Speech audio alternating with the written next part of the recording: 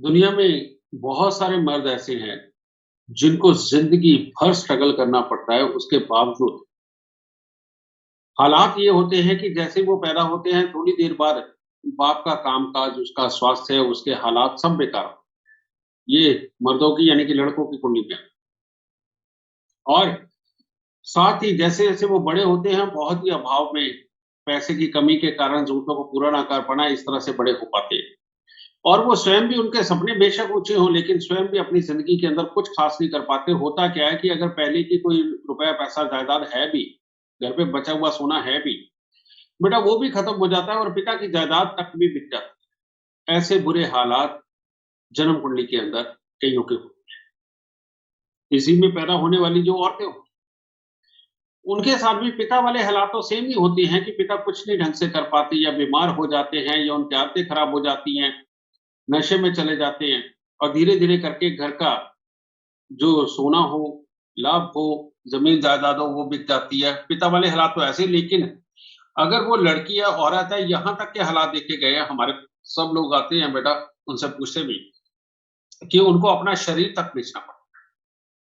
उसके बावजूद भी वो अपने घर के अंदर सुख नहीं इकट्ठे कर पाते, उसके बावजूद भी घर की ज़रूरतों को पूरी तरह से पूरा नहीं कर पाती। इतने हालात का ये योग बनता है।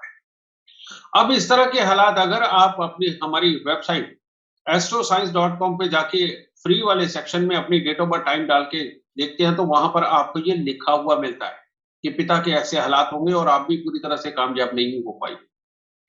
लेकिन ये इतना भयानक योग जो इंसान को गरीब रखता है, उसकी जरूरतों को पूरा नहीं करता और यहां तक के हालात बनाता है कि आदमी अगर मर्द है तो दूसरों की चापलूसी करने के लिए मजबूर है, उनके जाकर के पीछे पीछे काम मांगने के लिए मजबूर है।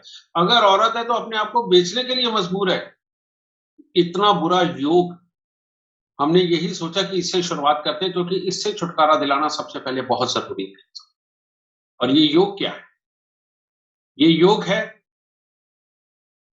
शनि अगर जन्म कुंडली के 7वें घर के अंदर बैठा हुआ हो और उसी वक्त में सूर्य, चंद्र या मंगल, इन तीनों में से कोई भी ग्रह जन्म कुंडली के तीसरे, 5वें या 7वें घर के अंदर हो, इनमें से कोई भी ग्रह, ये दो इकट्ठे भी हो सकते हैं, सूर्य चंद्र इकट्ठे हो सकते हैं, चंद्र मंगल हो सकते हैं, सूर्य मंगल हो सकते हैं। ये तीसरे, 5वें या 7वें घर के अंदर इनमें से कोई एक ग्रह या दो ग्रह या तीनों के तीनों मिलते हैं, उन लोगों के साथ में ये हालात होने तय है।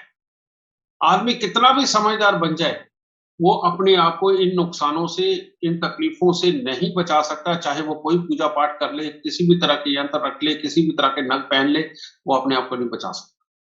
यहां अगर बचाया जा सकता है तो वो बचाया जा सकता है लाल किताब के उपायों से। तो अब मैं आपको बताता हूं वो उपाय क्या है। सबसे पहले, अगर सूर्य या मंगल, बेटा ये जन्म कुंडली के तीसरे, 5वें, 7वें घर के अंदर बैठे हों, जब शनि भी 7वें घर में हो, तब तो सबसे पहले अच्छा ये है 43 दिन लगातार गुड़ गेहूं का दान दे और उसके बाद अगले 3 साल तक हर रविवार को गुड़ और गेहूं का दान देना बेहद जरूरी। अगर मान लीजिए चंद्र मंगल इकट्ठे होकर के, यानी कि शनि 7वें घर में है, चंद्र मंगल तीसरे घर में, 5वें घर में या 7वें घर में साथ ही हो, तो ऐसी अवस्था में 43 दिन दूध में हलवा बना करके मंदिर चढ़ा करके बांटना और उसके बाद अगले 3 साल तक हर मंगलवार को बांटना, ये बहुत जरूरी है। और अगर कहीं अकेला चंद्रमा